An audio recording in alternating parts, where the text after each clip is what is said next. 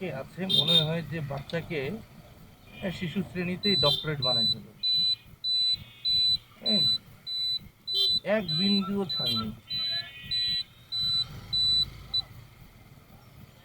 অথচ সায়েন্স বলছে যে এই সময় বাচ্চাদের যে নিউরনগুলো সেগুলো সংযোগ হয় এবং সুগঠিত হয়।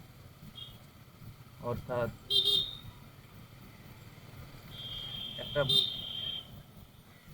বাচ্চা মায়ের গর্ভ থেকে তার শিক্ষা শুরু হয় এবং মূলত 3 বছরের মধ্যেই 1 থেকে 3 বছরের মধ্যেই প্রায় বেশিরভাগ নিউরনের সংযোগ হয় এবং 5 বছরের মধ্যেই 20%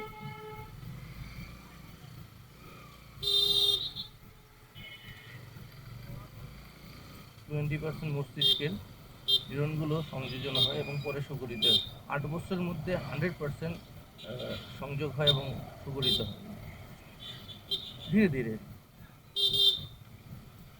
তো এই সময় বাচ্চাকে যদি খুব বেশি চাপ দেওয়া হয় তাহলে কিন্তু বাচ্চার যে মস্তিষ্ক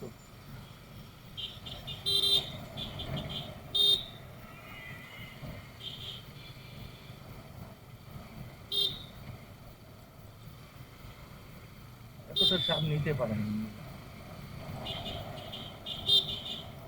তখন বাচ্চার মধ্যে পড়াশোনার একটা ভীতি জন্মগ্রহণ করে এবং আপনার বাচ্চা যদি পড়াশোনার প্রতি একটু ভীত হয়, অর্থাৎ পড়াশোনাকে সে যদি ভয় মনে করে, যেমন আপনারা নিশ্চয়ই একটা রোগকে খুবই পরিচিত সবার কাছে, জলাতঙ্ক। ঠিক এটাও কিন্তু একটা মারাত্মক আতঙ্ক। জলাতঙ্ক হইলে যেমন মানুষের সর্বশেষ পরিণতি মৃত্যু, অর্থাৎ বেশি দিন মানুষ বাঁচে না, খুব তাড়াতাড়ি মৃত্যু হয়, ঠিক তেমনি এই যে পরাতঙ্ক, এই পরাতঙ্কের পড়াশোনা আতঙ্কের ফলে বাচ্চাটা কিন্তু ভবিষ্যতে আর ভালো উন্নতি করতে